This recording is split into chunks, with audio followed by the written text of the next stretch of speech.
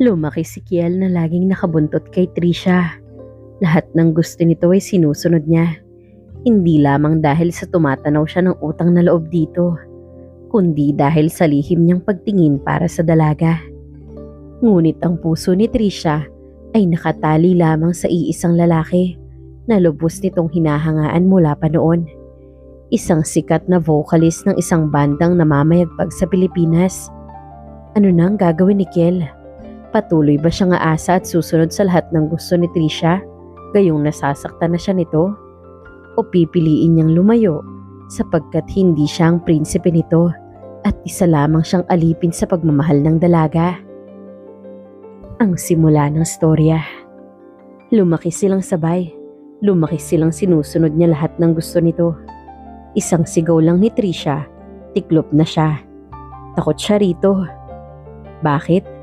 Dahil siya lang yun, ang batang sinagip nito mula sa pagkakalunod sapagkat hindi siya marunong lumangoy. Isa ito marahil sa mga nanggugulo sa buhay niya, ngunit ito rin ang nagbibigay ng kulay nito. Hindi niya kayang hindian ang dalaga. Bukod sa lagi nitong inire-remind sa kanya na utang niya rito ang buhay niya, ito rin ang prinsesa niya at alipin lamang siya nito. Ito ang nagbibigay liwanag sa araw at gabi niya. Kiel, pakarga naman oh. Nakakapagod kaya maglakad. Isang araw na paglalambing nito sa kanya. Napahinto si Kiel dahil sa hiling ng prinsesa niya. Bahagya siyang lumuhod upang kargahin ito sa likuran. Lagi niyang ginagawa ang bagay na yon. Kaya naman alam niya na kung ano ang gusto nito. Lahat ng ayaw niya ay gusto nito. At lahat ng gusto nito, ayaw ng binata. Ngunit kahit gano'n ay hindi pa rin sila naghihiwalay. Patuloy pa rin siya nitong pinapahirapan. At sa huli, siya pa rin ang talo sa kanilang dalawa. Maraming tao ang napapatingin sa kanila. Hindi na nasanay ang mga ito, gayong palagi naman sila nitong nakikitang magkasama. Mabagal lamang ang paglalakad niya, hanggang sa marating nila ang apartment ni Kiel. Nakabukod na kasi siya sa mga magulang niya at pinili niyang mamuhay mag-isa. Pumasok siya sa loob habang karga-karga pa rin sa likuran si Trisha. Nakatulog na ito, kaya malamang doon na naman ito matutulog. Dahan-dahan niya itong ibinaba sa kama at saka inayos ng bahagya ang suot nitong damit. Mahimbing na nga ang tulog nito dala ng pagod.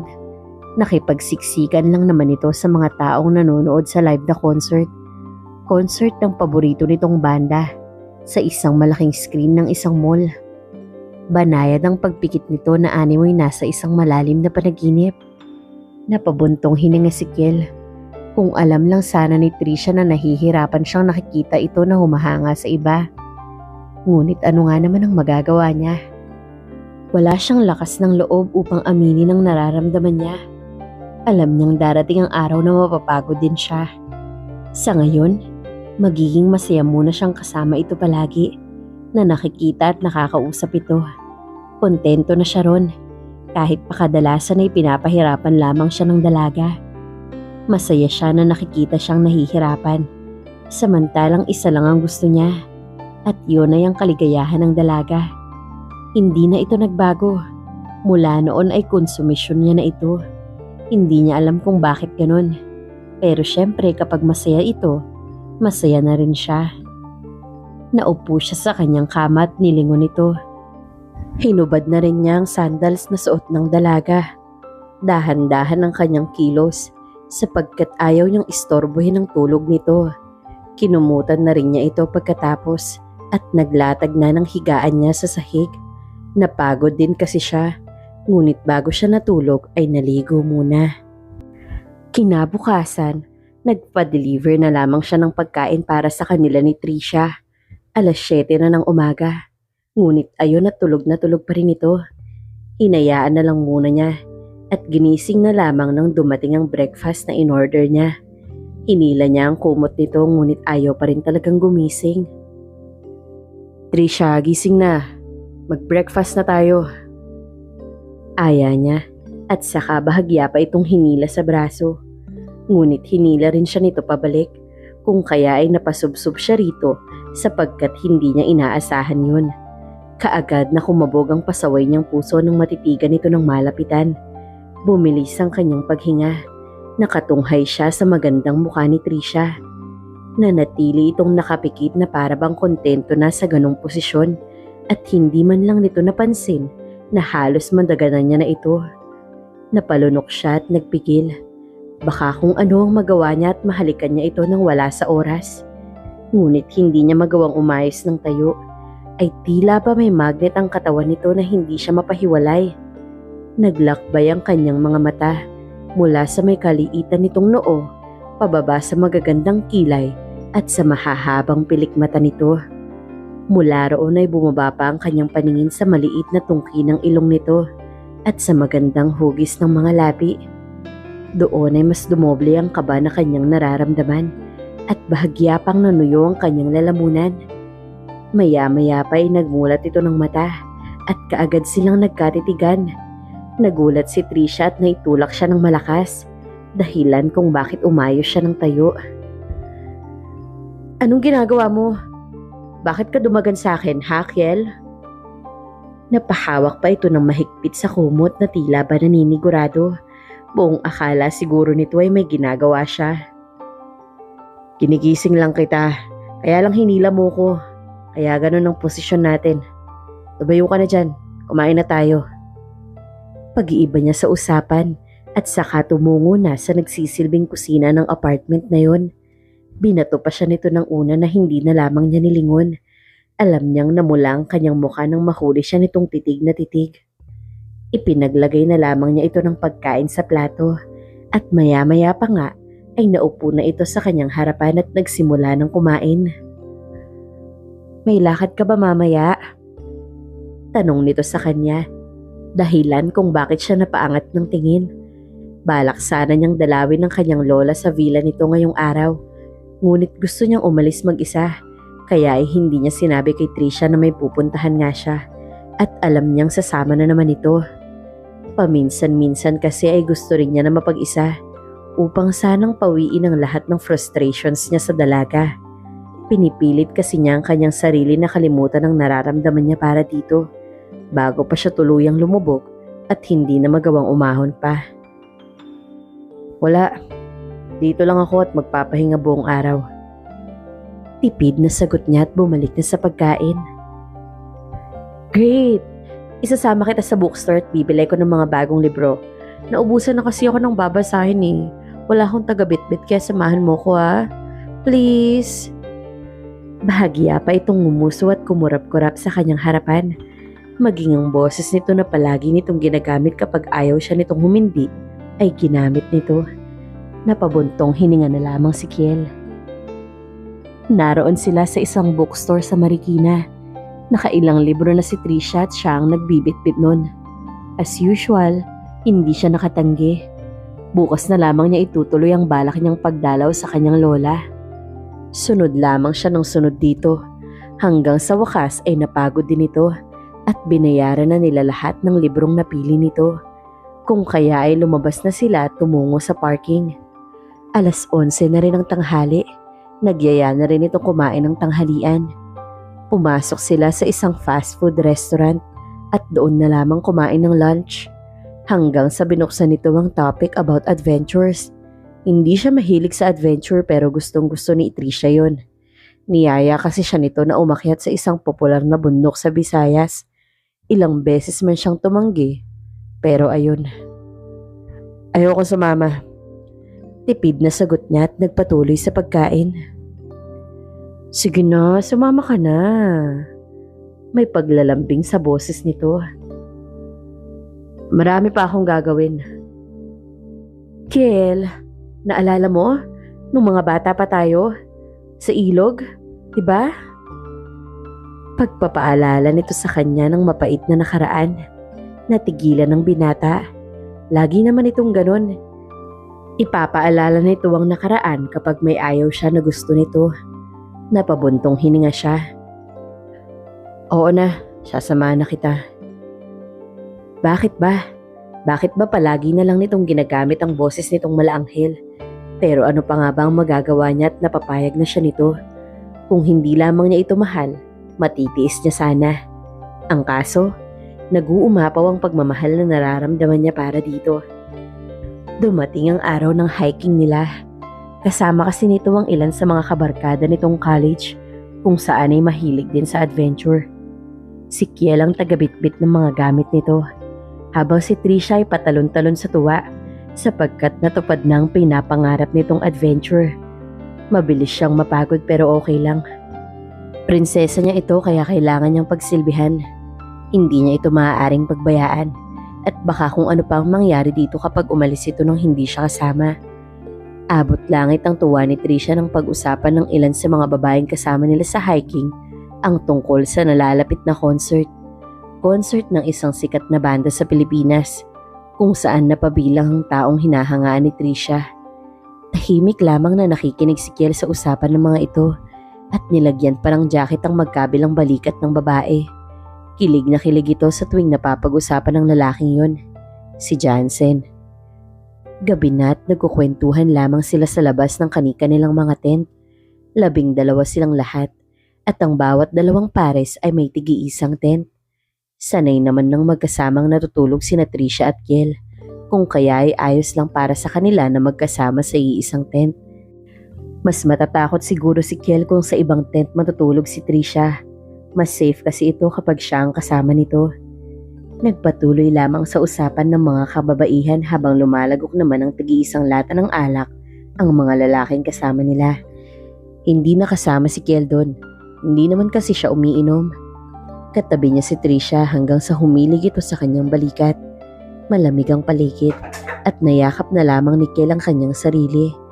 Nasa magkabilang balikat kasi ni Trisha ang jacket niya, kung kaya naman ay nilalamig siya. Hindi bale nang magtitiis siya sa lamig, wag lamang ang prinsesa niya. Maya-maya pa ay natapos na ang usapan. Nagkanya-kanya na ang lahat.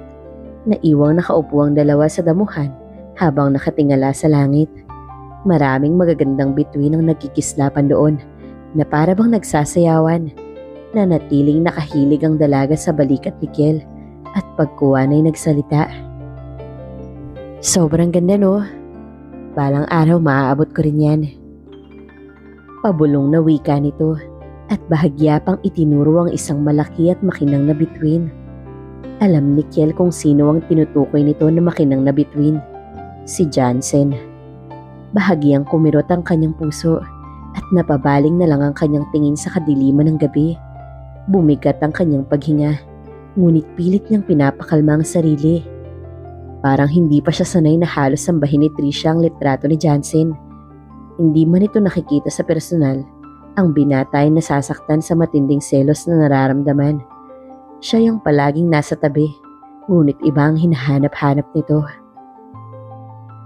Kiel? Tawag nito sa kanyang pangalan at bahagyang umayos ng upo. Napalingon naman siya rito at naaninag ang mukha nito sa liwanag ng buwan. Natatakot siya. Habang tumatagal ay mas tumitindi ang pagmamahal niya para dito. May problema ka ba? Bakit ang tahimik mo? Kunot noong tanong nito kaya umiling siya. Wala. Napagod lang ako sa paglalakad. Mauna na ako matulog. Iyon lang at tumayo na siya at pumasok sa tent nilang dalawa. Napapikit siya ng mariin ng tuluyang makapasok sa loob. Kung may mas lalala pa sa nararamdaman niya ngayon, ay siguradong hindi niya nakakayanin. Habang buhay na lang siguro niyang itatago sa loob niya ang lihim na pagmamahal kay Trisha. Iyon ang pilit niyang itinatak sa kanyang isip, ngunit nasasaktan pa rin siya. Maya-maya pa ay nahiga na siya at nagkumot. Humarap siya sa kabilang side ng tent, kung saan hindi niya makikita ang pagpasok ni Trisha. Ilang saglit pa nga at pumasok na ito sa loob. Nagkunwari na lamang siyang tulog hanggang sa marinig niyang bumulong ito. Malapit na kitang makita at kapag nakita kita, gagawin ko ang lahat mapansin mo lang ako. Ang gwapo mo talaga, Jansen. Iyon ang eksaktong mga salitang binitawan nito. Natiyak niyang hawak na naman ang litrato ni Jansen. Napahigpit ang hawak niya sa kumot at pinilit ang sariling makatulog. Hanggang sa araw na umuwi na sila. At sa apartment nga niya tumuloy si Trisha. Nagpumilit itong matulog sa kwarto niya. Ayaw pa sana siya. Pero kailan ba siya nanalo rito? Tahimik siyang naglatag ng higaan sa sahig. Kiel, ilaw please. Lambing nito sapagkat hindi ito nakakatulog ng may ilaw. Samantalang siya, hindi nakakatulog ng walang ilaw. Magdudusa na naman ako sa gabing to. Sa isip-isip niya. Nang gabing yun ay muli niyang natitigan ang mukha ni Trisha nang ito ay nakatulog na. Nakita niyang magandang mukha nito. Napaka-inosente pa. At dun niya naisip kung gaano talaga kalayo ang agot nila. Prinsesa ito, alipin lamang siya. At ang prinsesa ay may prinsipe. Malungkot mang isipin, ngunit hindi siyang prinsipe nito. Kel, sige na, samahan mo na ako. Minsan lang siya magpe-perform dito eh. Isang araw na pangungumbinsi nito na ang tinutukoy ang itinuturing nitong prinsipe na si Jansen. Maraming beses siyang humindi, ngunit makulit talaga si Trisha. Sige na please, pipilitin ko si Donna na makipag-date sa'yo. Napalingon siya rito na bahagya pang nagpapakyut sa kanyang harapan. Hindi ba crush mo si Donna? Malapit na siyang mainis, ngunit hindi niya pwedeng sabihin. Naglakad siya palayo at sumunod naman ito. Hindi ko siya crush. At saka wag mo nga akong ipilit dun. Kiel ko. Heto na naman. Ginagamit na naman ito ang mahiwagang boses na hindi niya kayang hindian. Gusto niyang tumanggi. Ngunit wala siyang lakas. Masyado itong malakas sa kanya. Oo na. Sasamahan na kita sa concert niya. Hayaan mo na muna ako ngayon. May pupuntahan pa ako. Pumayag siya kahit na alam niyang masasaktan lamang siya. Minsan naiisip niya, ano nga bang tingin niya to sa kanya? Saan ka pupunta? Libre ako, pwede bang sumama? Nahinto siya sa akmang paghakbang nang humirit pa ito. Kailangan niya ng oras, kailangan niyang mapag-isa, ngunit ayaw talaga nitong lumayo sa kanya. Minsan ay naisip niya na sabihin dito na, tama na please, bigyan mo muna ako ng kahit kaunting oras lang. Nasasaktan ako, Trisha. Pero wala, duwag siya eh. Hindi niya kayang saktan ng damdamin nito at alam niyang magtatampo ito ng husto kapag itinaboy niya. Mas lalong alam niyang masasaktan ito ng husto kapag nilayuan siya nito. Hoy, saan ka pupunta? Tulala ka. Puna nito na bahagya pa siyang kinalabit sa braso.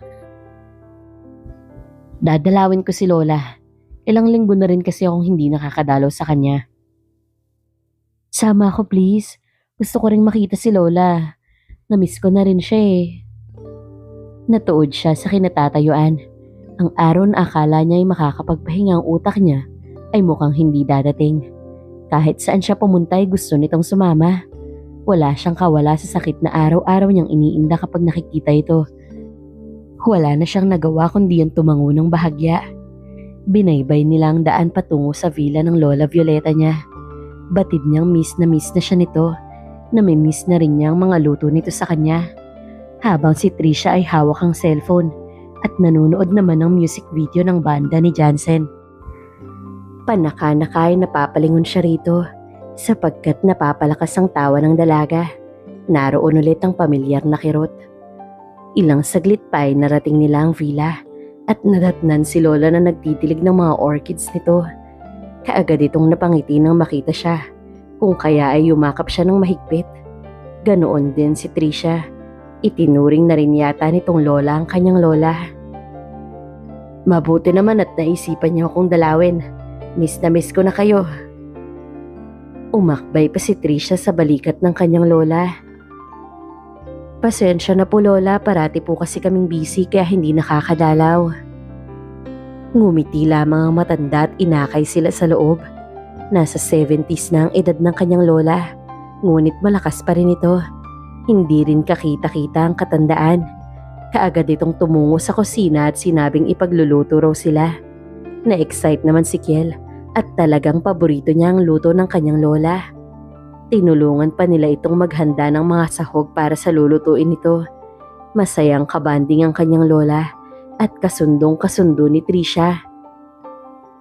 Apo, Matagal ko nang hinihintay na magdala ka rin ng ibang babae rito at ipakilala mo sa akin bilang kasintahan mo. Bakit yata hanggang ngayon ay wala pa rin at itong pasaway na si Trisha ang palagi mong kasama? Pabirong tanong ng kanyang lola na ikinatigil niya. Maging si Trisha ay napalingon sa kanyang gawi at bahagyang napawi ang ngiti sa labi. Trisha, baka naman magtampo ka. Alam mong gusto kitang narito. Kaya lang ang ibig kong sabihin ay kung kailan dadalhin ni Kiel dito ang kasintahan niya o kung mayroon ba siyang nobya.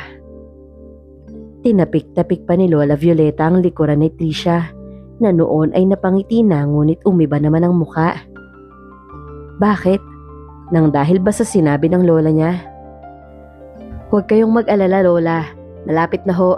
Mahirap pa kasing kunin ang loob ng babaeng gusto ko kaya nahihirapan po ako. Pero pasasaan ba't makakatagpo rin po ako ng babaeng magugustuhan ako. Huwag po kayong masyadong magmadali, Lola.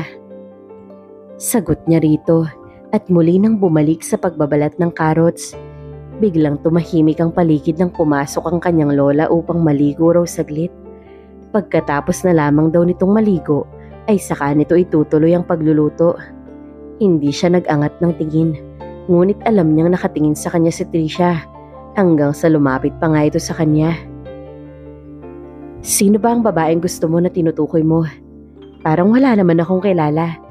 Hindi ka naman yata nanliligaw, kaya hindi ka rin niya magugustuhan. Hello, ako lang kaya ang babaeng kasama mo araw-araw. Wala kang binabanggit na pangalan, no? Teka, si Donna? Akala ko ba hindi mo na siya crush? Napailing-iling na lamang siya sa tanong na yun. Bahala na itong mag-isip. Dumating ang araw ng concert ng banda ni Jansen sa kanilang lugar. Akala niya ay isang simpleng concert lamang ang magaganap.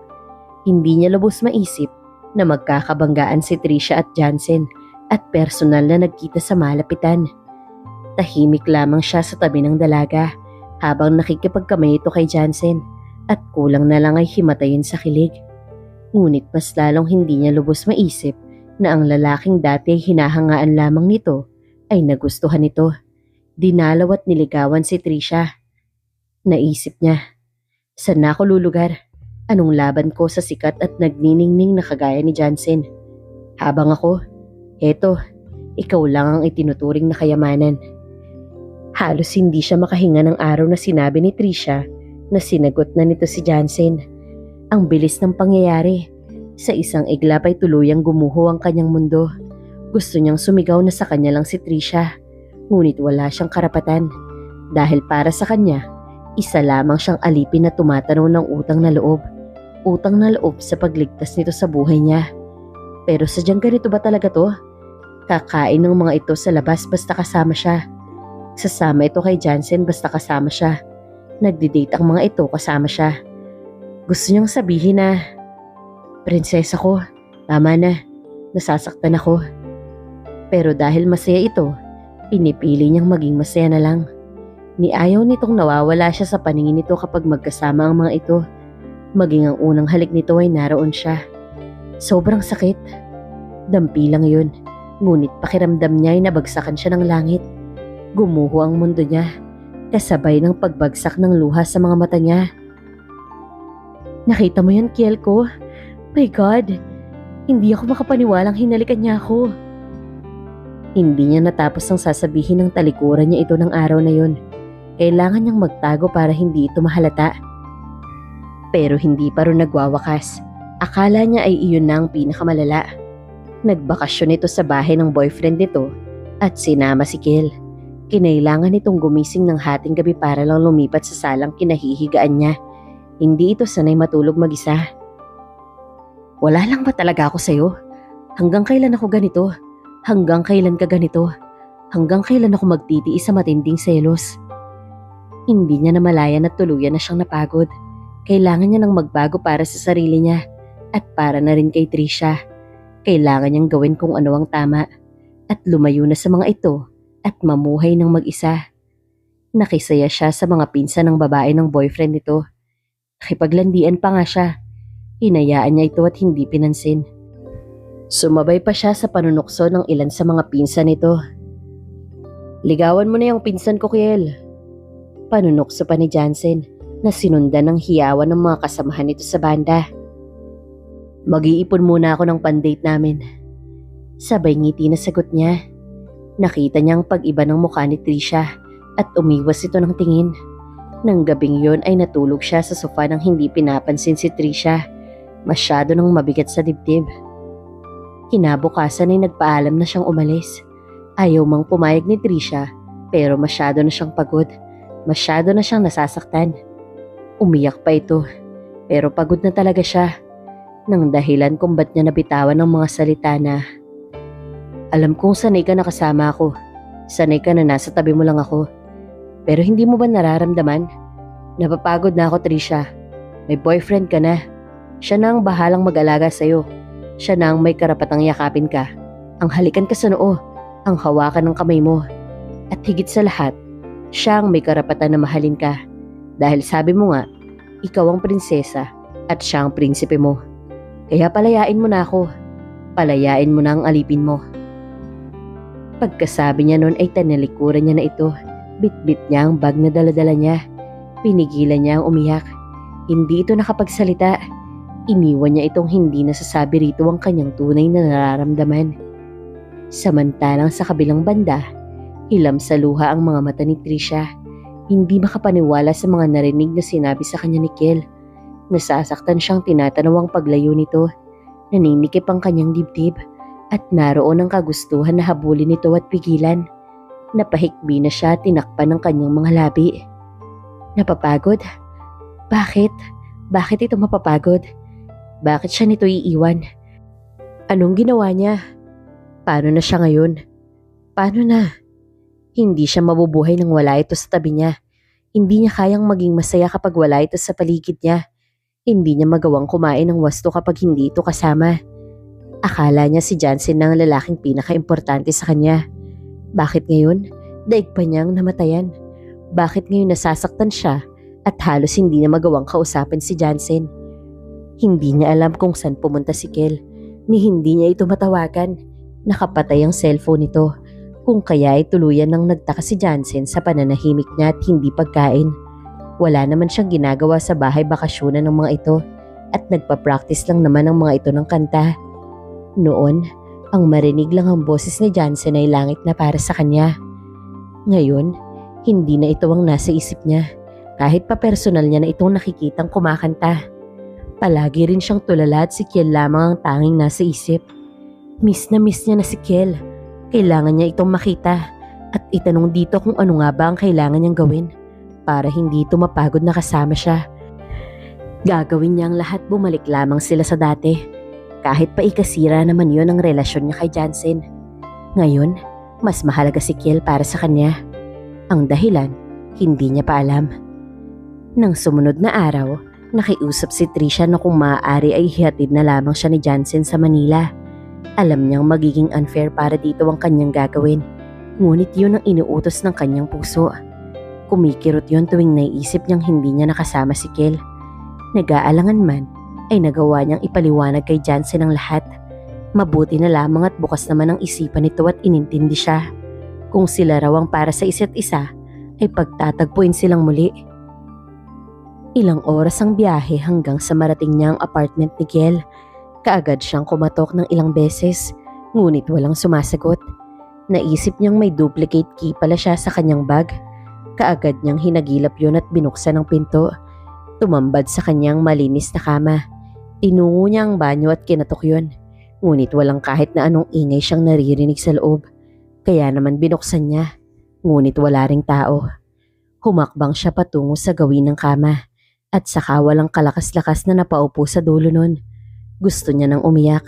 Masyadong mabigat ang kanyang dibdib. At hindi niya na kayang itago na lamang yun. Napahagulgol siya hanggang sa maalala niya ang bahay ng magulang ni Kiel. Hindi na siya nagpatumpik-tumpik pa at kaagad na tumungo ron. Moderno ang design ng bahay ng mga ito. Malaki rin yun at may ilang sasakyang nakaparada sa malawak na garahe. Kaagad na pinapasok si Trisha sa loob. Ngunit nadismaya lamang siya nang sabihin ng mami nito na wala si Kiel ron. Hindi raw ito umuwi at kinarirang mabuhay mag-isa. Mas gusto kasi nito ang simpleng buhay lamang. Malapit nang mawala ng pag-asa ang dalaga nang pumasok sa isip niya ang itsura ni Lola Violeta. Tama, sa villa. Posibleng naroon si Kiel. Nagpaalam na siya sa magulang nito at humalik pa sa pisngi. Hindi siya mapakali habang lula ng kanyang sasakyan. Saglit kasi muna siyang umuwi upang kunin ang kanyang sasakyan. Nang sa ganon ay mapadali ang kanyang paghahanap. Narating niya ang villa at kaagad siyang bumaba ng sasakyan. Pumasok siya sa loob at natanaw si Lola Violeta. Nagbubunot ito ng kaunting damo sa hardin. Akma na sana siyang lalapit nang may babaeng lumapit dito at inabutan ng matanda ng isang baso ng juice. Natigil siya sa kinatatayuan sapagkat hindi pamilyar sa kanya ang mukha ng babae. Maganda ito, blonde ang buhok na may kahabaan. Sobrang puti rin ito at nagtataglay ng napakaamong mukha. Hindi niya marinig ang pinag-uusapan ng mga ito hanggang sa nakita niya ang lalaking ilang araw niya ng pinangungulilaan. Hindi niya alam kung bakit biglang sumikdo ang kanyang dibdib nang makita ito na para bang gustong gusto niya itong sugurin ng yakap. Ngunit nakita niyang inakbayan nito ang babae at may kung anong sinabi rito na dahilan kung bakit natawa si Lola Violeta at ang babae. Nalaglag ang kanyang balikat nang makitang masaya ito, gayong hindi siya nito kasama. At ang mas malaki pang katanungan ay kung sino ang babaeng inakbayan nito. Alam niya kung ano ang nararamdaman niya. Iyon ang palagi niyang nararamdaman sa tuwing nai-imagine niya na may girlfriend na ito. Tuwing naiisip niyang makakakilala ito ng babae at mamahalin niya yun. Ayaw man niyang aminin, ngunit alam niya sa loob niya na nagsiselo siya. Gusto niyang humagulgol ng iyak, ngunit hindi niya magawa. Naalala niya ang huling sinabi ni Kiel sa lola nito. Nadadalhin nito ang babaeng magmamahal at tatanggap sa kanya upang ipakilala kay Lola Violeta. Kaagad pumasok sa kanyang isip na baka ang babaeng yun na ang tinutukoy ni Kiel. Pero bakit ganun? Hindi niya kilala ang babae, gayong araw-araw silang magkasama. At bakit ganun lamang kadali para kay Kiel ang kalimutan siya, samantalang siya ay para nang mababaliw kakaisip dito. Humakbang siya paatras at baka makita pa siya ng mga ito. Ayaw niyang makita ni Kiel na nanggigilid na ang kanyang mga luha sa simpleng tagpo lamang na yun. Ayaw niyang magdahilan. Trisha? Boses iyon ni Lola Violeta na siyang nagpahinto sa kanya. Mabilis niyang pinunasan ang kanyang mga luha at dahan-dahang lumingon. Nasa harap niya na ngayon si Lola, ngunit hindi si Kiel. Naroon lamang ito sa kaninang kinatatayuan ng abuela at kasama pa rin ito ang babaeng yun. Napalunok si Trisha at lihim na nagdasal na sana ay hindi napansin ni Lola Violeta ang namumula niyang mga mata. Nakong bata ka, kanina ka pa ba riyan? Bakit hindi ka tumuloy? Sabay hawak ng matanda sa kanyang kamay na bahagyang nanlalamig. Pasensya na po kay Lola. Hindi niya natapos ang sasabihin ng magsalita si Lola Violeta. Nahihiya ka ba at nakita mo si Stacy? Halika at ipapakilala kita sa kanya. Inakay pa siya nito patungo sa kinatatayuan ni Kiel at ng babaeng tinawag nitong Stacy. Doon ay natitigan niya sa malapitan ng babae. Maamo nga ang mukha nito, ngunit halatang mas matanda sa kanila ni Kiel. Ngumiti ito sa kanya, kung kaya ay napatingin siya sa gawin ni Kiel. Umiwas ito ng tingin at humakbang na papasok ng bahay. Stacy, ito bang ikinukwento sa'yo ng pinsan mong matalik niyang kaibigan at tanging dinadala niyang babae rito? Si Trisha. Trisha, si Stacy, isa rin sa mga apo ko at pinsan ni Kiel. Sa narinig na yon ay parang napahiya sa sarili si Trisha. Nabunutan din ng tinig ang kanyang dibdib. Parang bigla siyang nakahinga ng maluwag. Kung kaya ay nagawa niyang matawa na parang baliw. Nagawa pa niyang yakapin si Stacy at tumakbo papasok sa bahay kung saan naroon si Kiel. Batid niyang nagtataka ang dalawang babaeng iniwan niya sa labas. Ngunit nais lamang niyang makausap si Kiel ngayon. Inagilap niya ito sa sala ngunit wala ito. Natuntun lamang niya ito sa likod ng bahay. Nakatingin lamang ito sa malayo at para bang malalim ang iniisip. Inilang hakbang niya ang direksyon nito at saka yumakap dito mula sa likuran. Bahagya namang nagulat ang binata. Ngunit mas nagulat siya nang kinalas nito ang kanyang mga kamay na nakayapos rito. Kiel, galit ka ba sa akin? Malambing ang kanyang boses at sinadya niya yun. Nang sa ganon ay lumambot naman ito ng bahagya. Nasabi ko na sa'yo, diba? Kailangan ko ng kahit kaunting oras para makapag-isip.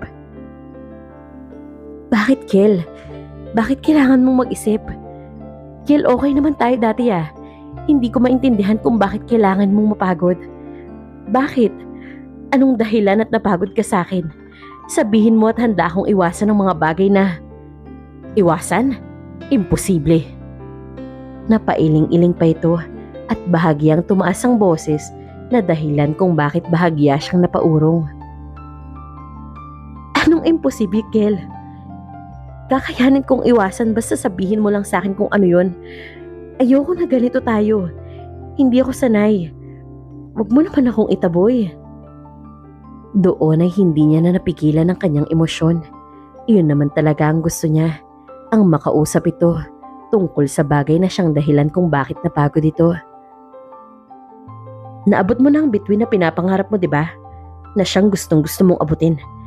Kaya bakit mo siya isusuko ng dahil lang sa akin? Yun ang gusto kong mangyari, Trisha. Ang layuan at hiwalayan mo si Jansen. Bakit? Dahil nasasaktan ako. Nagsiselos ako. Matagal kong kinikimkim ang sakit sa dibdib ko.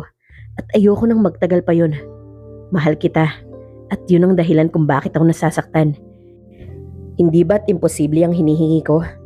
Alam ko kasing patay na patay ka kay Jansen.